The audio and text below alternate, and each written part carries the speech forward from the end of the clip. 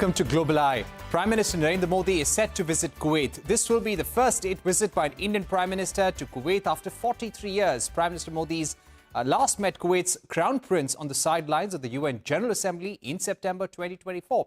Remember, Kuwait is among India's top trading partners. Trade between the two nations was valued at over $10 billion in FY24. To discuss what we can expect from this visit, I'm now joined by Rabah Al Rabah, Director General of Kuwait Chambers of Commerce and Industry. Mr. Rabah, thank you very much. I would like to begin by asking you about the Prime Minister's visit to Kuwait. What would be your outlook on ties with India right now, and what is the potential for growth in trade? I think it's the visit of the Prime Minister of India came right on the right time, because India, as you well know, is a 13 billion plus GDP. So it's the world number 3 with 1.4 billion population. So India will stay and will continue to be very important to Kuwait, as India is always on our major trading partners for many, many years. And if you go back a little bit to the history, you will see that Kuwait always has been on a trade with India. Don't forget also that Kuwait last week signed with on improving and establishing with Chinese companies and Chinese government the port of Mubarak in north of Kuwait. This port supposed to be very, very important, and India as well can utilize this port in the north of Kuwait for big feeders to start trade with Europe and some countries in the Middle East and some of the Arab countries. So what sectors will the Kuwait Chambers of Commerce be most interested in when it comes to India, Mr. Rabah? I think food and medicine will be number 1. Healthcare is also very, very, very important. Oil and downstream industries and petrochemical industries as well will be very important. Of course, there are some other sectors like machinery, textile, construction. These are also some of the most important sectors. I would also like to ask you about the potential of a free trade agreement between India and Kuwait, India and the larger Gulf Cooperation Council as well. Do you think that is the right way forward? I would encourage that. Being part, our chamber being part of the Federation of the GCC chambers, we have been pushing for this for many years. I think it's a great opportunity. I know in some of the GCC countries has moved forward, but I think for a free trade zone between India and Kuwait could create a very big trading area.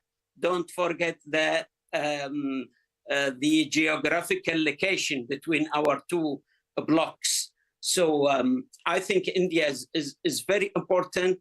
I would push and encourage the sign and approve of the free trade zone between Kuwait, GCC, and India. I think it could create a very good opportunity for increasing the trade. And what could possibly encourage Kuwait companies to invest more in India? Are you seeking any regulatory changes or tax concessions?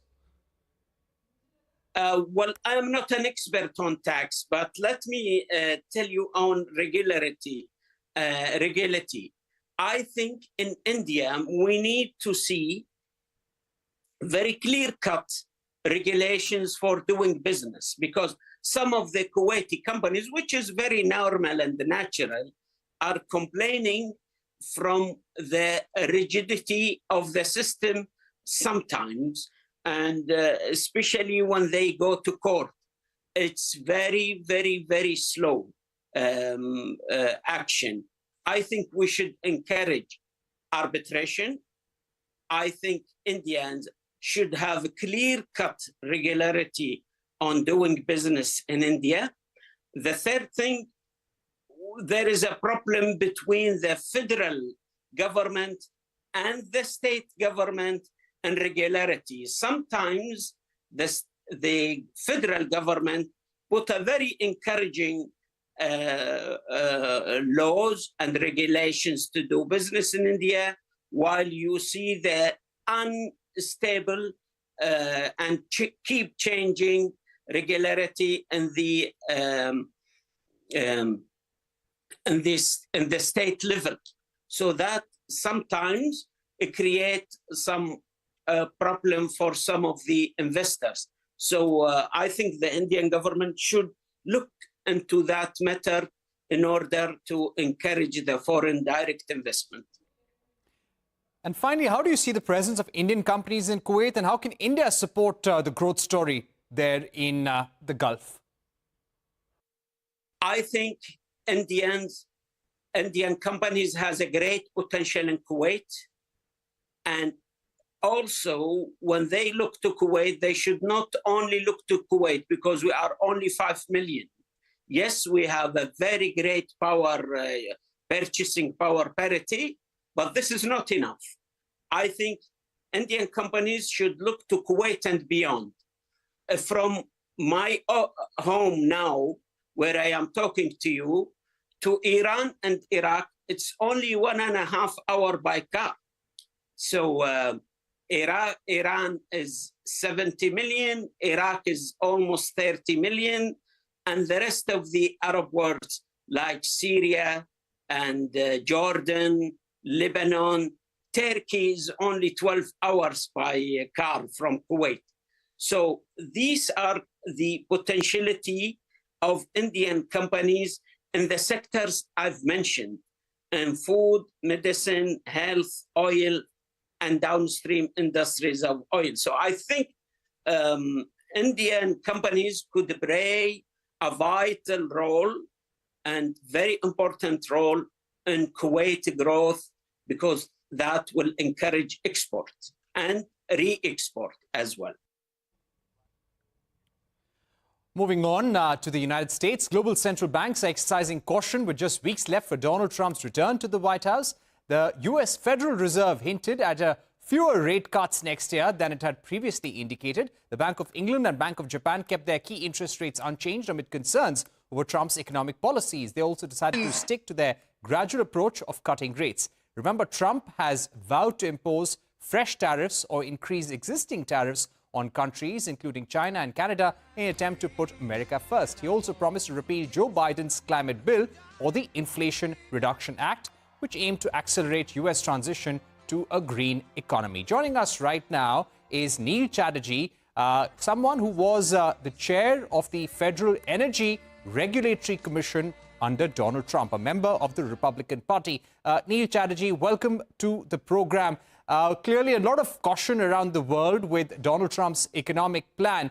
But first of all, do you think it would be prudent to repeal the Inflation Reduction Act, which has given subsidies to U.S. businesses, and many of them are looking for continued support from the U.S. government to transition to a clean economy and also bring manufacturing closer home? Yeah, look, I actually think that the conventional wisdom about how energy policy will be handled in the second Trump administration is wrong. I actually think that once the leaders of the new administration are seated, they are going to very quickly recognize the challenges that energy will present, because we need in the United States of America to win the AI race against for national security purposes. And in order to win that AI race, it's going to require a tremendous amount of energy to power AI. And I think that energy is going to have to come from all sources. And so repealing components of the Inflation Reduction Act that are stimulating energy growth in the country is not in the U.S.'s interest. And I think lawmakers will quickly recognize that.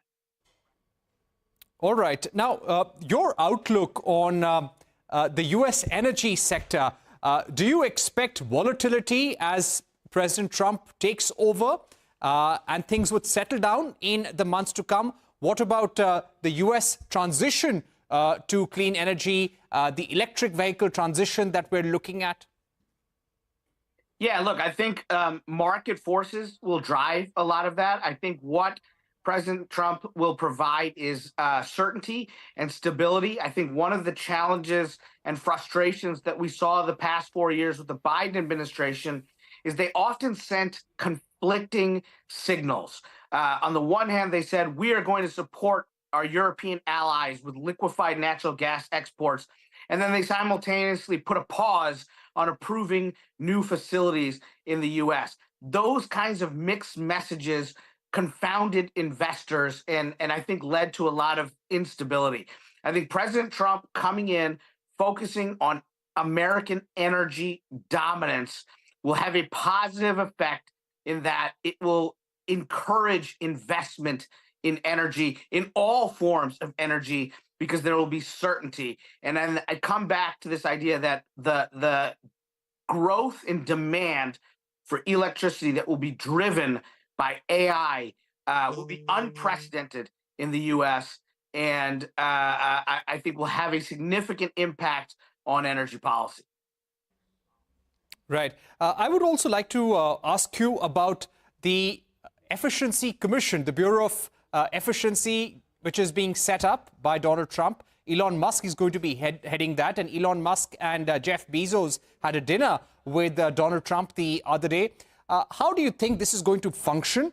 What's going to be Elon Musk's relationship with the government? And essentially, what do you think Trump 2.0 is actually going to stand for? So what they're looking to do with the DOGE, the Department of Government Efficiency, is Elon Musk and Vivek Ramaswamy are looking at ways to cut spending and to shrink the federal bureaucracy. And the hope is that that will unburden the American economy and help it to thrive. And I'm optimistic to see how they will approach this and what they'll be able to do. Look, most civil servants in the U.S. are patriots who work to help our country, but there can be greater efficiencies. And I think having two tremendously successful business people take a closer look at how to make American government more efficient is an excellent idea.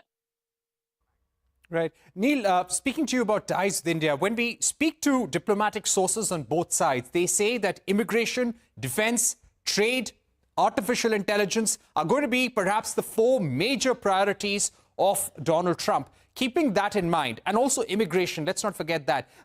How do you think Donald Trump is going to approach his relationship with India, and what will Trump want from India in return?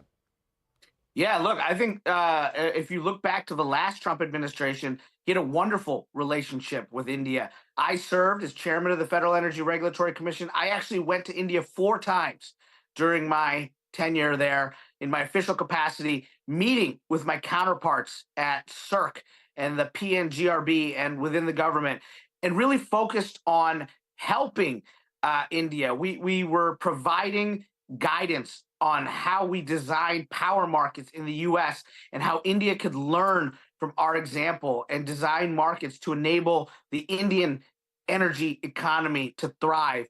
The president met with Modi. He traveled to India himself. He had Modi with him in the U.S. He hosted all of the Indian American appointees in the administration for Diwali every year. He really took seriously the relationship between the U.S. and India. It was a very good partnership, and I definitely expect that it will continue for the next 4 years.